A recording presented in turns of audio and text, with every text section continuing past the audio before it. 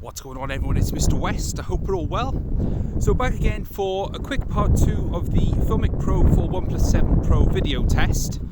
Now the reason for this is, if you watched the part 1, the 4K 60 segment turned out to be a bit of a dumpster fest, and it was very jittery.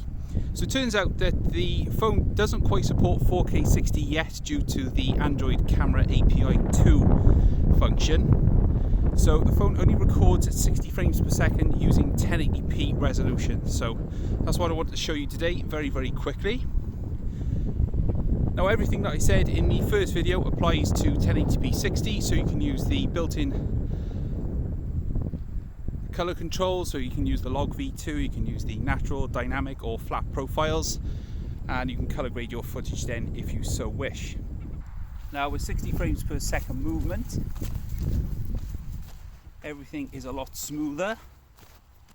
Now you can use optical image stabilization if you'd like to use the phone handheld, but best results with Filmic Pro is using something like a gimbal to help keep the footage nice and stabilized.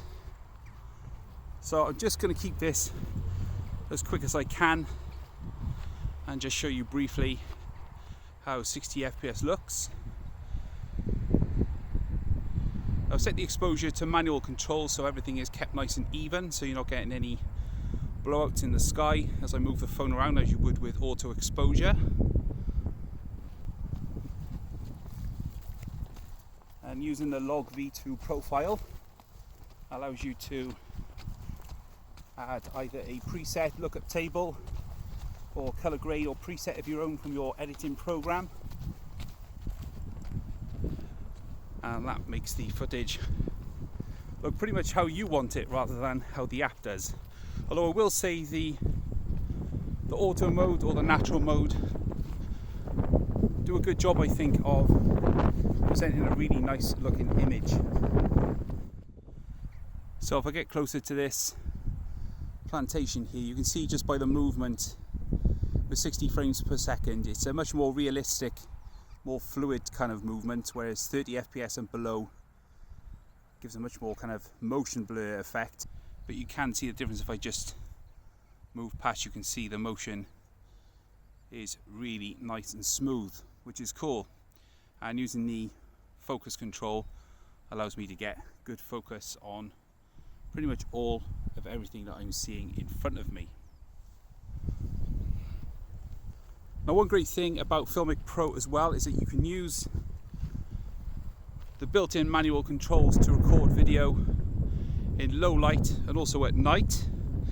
Some of this footage you're seeing on screen now was recorded around about 10 PM, and again you can use the exposure control to make sure that the image is nicely exposed across the board.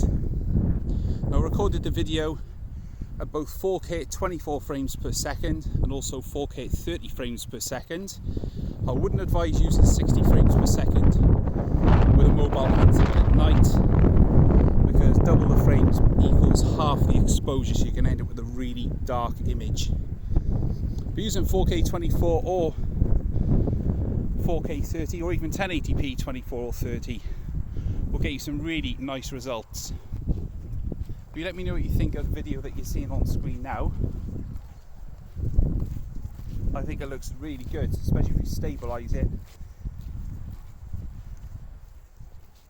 And there's plenty of kind of light around from local apartments and shops and things and pubs and bars, and that helps to illuminate the image and give it that kind of the magic of night look, which is great.